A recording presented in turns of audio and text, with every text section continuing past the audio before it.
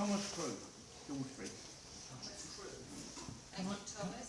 Sorry to interrupt, can I just ask and add to that, are you not mentioning in that same motion the loss of the VAT, which caused apparently is it caused this sudden increase? Well, yeah, we could have an amendment, but can I just get a seconder for the main motion, please? Well, I was going to propose the amendment, to add in about the VAT. Okay.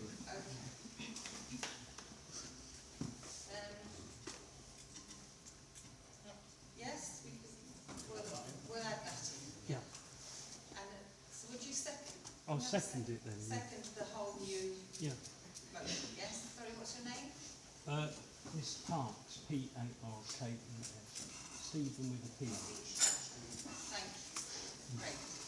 Okay, so I've talked enough already. I'd like to open this meeting so that we can discuss, have that proposal with Stephen in your mind, and I'll open the meeting to you. Yes. Yes, I've written last week's county press that we talked about the broad buses and the VAT. Obviously now we've got to put a bill for that VAT. Quite clearly, there was a rush to knock it down. I mean, no sooner was decided it was gone. Surely they should have contacted the finance department to find out who was going to pay for it. Or just go ahead and bulldoze it down and plough on. I'd also like to make a point. It's utterly disgusting that the mayor has not made a problem with the students. It shows utter contempt for the people of Sydney. Would you like to maybe give some background? Could we have the question repeated, please? Or the point? We're struggling Can't to do hear that. very well, can't Can't hear it back. Yeah, no, but if you could come a bit closer. The point was about the VAT Yeah. and how they should have got financial advice before they went ahead and bulldozed the old Broadway Centre. Sorry, I think we do have some councillors here. I see Councillor Ward here. And I don't want to be unfair to any of the councillors. They have an opportunity perhaps to explain this VAT loss, because I've exchanged a few emails with some of them and with the town clerk. And I'm no clearer how we lost £125,000 on the Broadway Centre. And I wouldn't like to vote to criticise any of them before they've had a chance perhaps to explain how we lost 125 grand because somebody didn't claim back the VAT. Okay, thank you. Well done, John. It is on, but not. It's Ian, would you? Okay.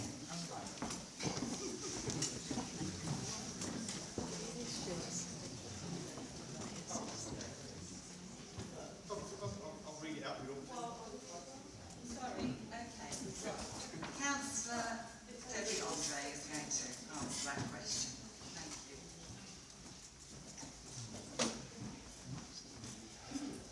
Thank you, Sharon. I'd just like to endorse what Sharon said, that, okay, yes, I wish the circumstances were very different, but it is absolutely fantastic that so many people of Sandown have turned out tonight. Anybody that says the residents of Sandown are apathetic, they ought to be here at this meeting tonight. I do have a statement to read out with regard to the VAT. As you know, I was not actually a part of that council at the time, but this is the situation. The Town Council as a local authority operates within a legal framework, including audit and accountability acts, which are different to standard business procedures. But we are required to hold adequate reserves, and we are subject to 2 separate audits every year, which are published on our website.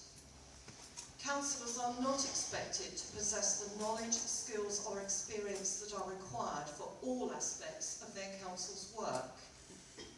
However, the clerk, who is also very often the responsible financial officer, and that was the case in this case, is responsible for undertaking the council's finances, and more importantly, advising the council if they would benefit from expert or professional advice on matters outside their knowledge. But it appears in this case that the previous clerk at the time did not advise the council on the VAT issue regarding the Broadway Centre. The Town Council have now appointed a VAT expert to deal with this issue, as it is, as I'm sure you'll appreciate, a complex area, and they will deal with the recommendations. That is, the council, your council now, will deal with the recommendations when that report is received. Thank you. Thank you. Yes? Thank you, Sharon. When I found out about this issue, I went to the finance people in the Isle of Wight Council and I explained what had happened and I said, can this money be recovered? And they didn't know either. But what they did do is they consulted their consultants who came back and said, yes, it can be recovered under certain circumstances, but it is a process to do that, okay? So, I'm not standing here and saying, people saying they can't hear. We've lost this money forever. Hopefully we will get it back, but it will be a process to get it back.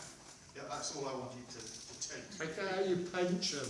Sorry? How much will that process cost? About £500. Ian, I think everybody's concerned about this VAT return is, VAT returns are filed quarterly. This shouldn't take more than a quarter to fix. The precept's been hiked 74% to replace reserves that could be back in there in 3 months' time. Why is the process taking longer than 3 months? Why is that not, I file VAT returns every quarter. This is not a complex process, and I think I get the impression from the email I got from the town clerk today that this is a lot of waffle to stall the very harsh reality that a combination of negligence and incompetence at the highest levels of the council have resulted in a loss of 125 grand of our money. And we're going to have to put that money back. What worries me is, what happens next time? How do we stop this happening again? Why is there not people on the council who have a little bit more expertise when it comes to playing with 125 grand of our money? Hear, hear.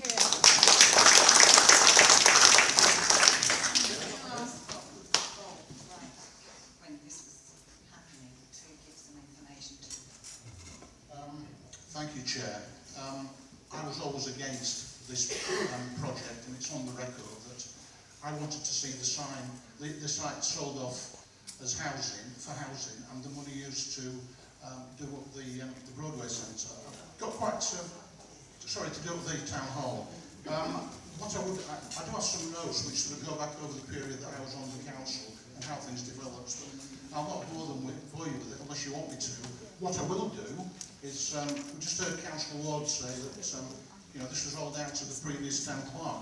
Sorry, beg your pardon, but isn't it marvellous that when things go well, councillors are never slow to take the credit. When there's a problem, we can always blame an officer for it. This document here I've got in front of me is called The Good Councillor's Guide to Finance and Transparency, and all councillors are expected to read documents like this. And if I take a quote from it, from page 32, where it states, and I quote, "The adverse consequences of VAT mistakes can be severe if the council is undertaking a large building or development project and could potentially involve the council in thousands of pounds of unbudgeted expenditure and potential penalties. Detailed guidance on VAT is published by HMRC, but it is sensible to seek written professional advice in respect of the VAT implications before any major project is commenced. The council should not assume that it will simply be able to claim back any VAT paid." Now, we've heard tonight that a VAT expert has now apparently been appointed, but it is rather closing the stable door after the horse has bolted. Can I just counter that and say, Mr. Blazard here was a professional town clerk, so he knows all this stuff, okay? The amateurs amongst us wouldn't know that. I sat on the council as a councillor. What I've done in a previous career is of no consequence. I really don't want what happens at the town council meetings to happen at our resident meetings. So let's carry on. Sorry. Paddy Lightfoot, like John, I run a business. If I don't know what I'm doing, I get advice. Before I put inside my name to document which commits me to borrowing money, spending money. It is our money. Okay? And we see councillors doing it all the time. Actually, the buck stops with the councillors because they're the responsible officers, I believe, because they're the ones that are empowered to make decisions, not town clerks.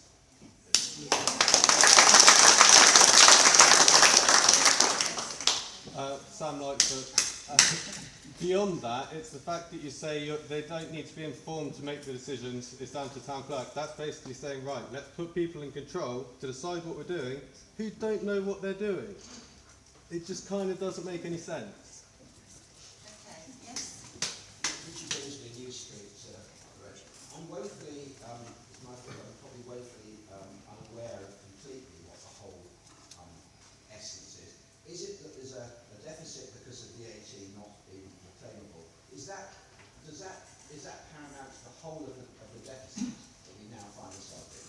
Hence the very sort of worry of 75% has been mentioned, or are there other things as well, or is that 90% of it? Because otherwise we wouldn't be here otherwise. That would have been sort of hidden, not hidden, but would be carried forward as a deficit within a sort of ring fence for future sorting out. But we are here now because we've got